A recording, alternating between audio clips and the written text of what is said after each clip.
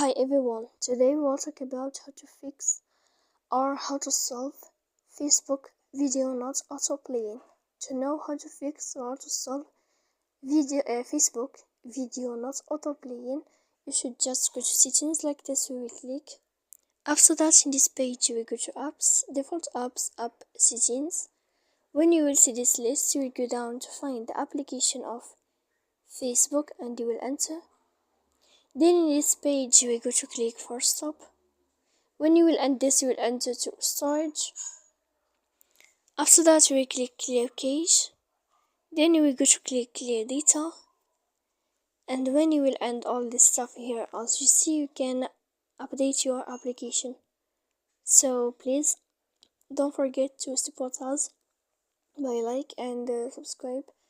See you next time in another video, and thank you for your attention.